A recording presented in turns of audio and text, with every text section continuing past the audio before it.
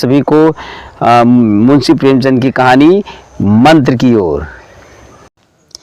मनोरंजन के सामान आए हुए थे, मगर जहां हास्य की ध्वनि थी होनी चाहिए थी, वहां अब करुण करुण क्रंदन और अश्रु प्रवाह था। वाह क्या समय था। अब वहीं पे अगले चैप्टर में हम लोग देखते हैं कि शहर में कई मील दूर एक छोटे से घर में एक बूढ़ा और बूढ़िया दोनों रहा करते हैं। काफी गरीब, इतनी गरीबी है कि कुछ कहना ही नहीं है, कितनी बड़ी गरीबी है। रात का सीन है, गरीबी का सीन है। अंगीठी के सामने बैठकर जाड़े की रात काट रहे हैं बूढ़ा और बुढ़िया। बूढ़ा नारियल पीता था और बीच बीच में खांसता हुआ बुढ़िया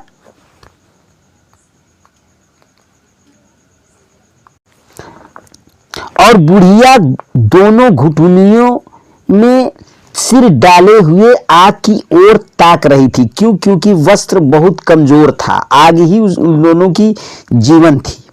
ठंड का महीना था।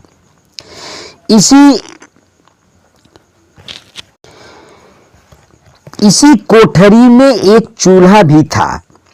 मिट्टी के तेल की कुप्पी ताक कर जल रही थी। घर में न तो चारपाई थी और न ही बिछौना था। एक किनारे थोड़ी सी पुआल थी, जिसे देहात भाषा में पुआल पाला गया था। बुढ़िया दिन भर उपलें और सूखी सूखी छोटी छोटी पतली पतली लकड़ियां बटोर कर लाई थी और वही लकड़ियां बाजार में बेच करके कुछ खाने पीने की चीज लाया करती थी। और बूढ़ा नारियल वाला रस्सी और सन पेटुआ वाला रस्सी बनाकर बाजार में बेच आता था और उसी पैसे से अपने को कुछ तंबाकू गांजा वगैरह वगैरह कुछ लाता था, कुछ खाने पीने की चीज लाता था।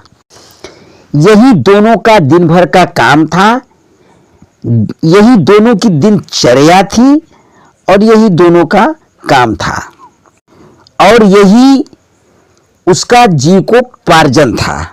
उन दोनों को जैसे किसी से कोई अब मतलब ही नहीं रह गया था।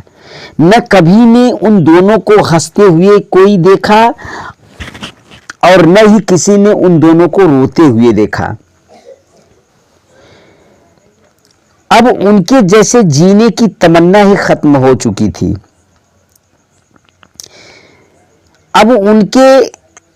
अब बुढ़िया ने पूछा कल के लिए अपने बूढ़े से कि कल के लिए पगहा के लिए सन तो है कि नहीं, काम क्या करोगे? कल के लिए पगहा बनाने के खातिर सनई अगर नहीं है तो बताइए, नहीं तो कल काम क्या करोगे? तो बूढ़ा भगत बोला। भगत ने कहा, जाकर झगड़ू साहब से 10 सेर सन उधार उठा लाऊंगा। तो बुढ़िया ने कहा, उसके पहले के पैसे तो दिए हैं कि नहीं झगड़ू साहब को, कि उधार मांगने चले जाएंगे? भगत ने कहा, न दे दूंगा, न दे दूंगा, मैं कहीं भागे थोड़ी जा रहा हूं। भगत ने कहा कि अगर साहू ने देगा तो देगा, अगर नहीं देगा तो घास जिंदाबाद, मैं घास काट करके पेट पालेंगे। बूढ़ा और बूढ़ी दोनों आपस में बातें कर ही रहे थे।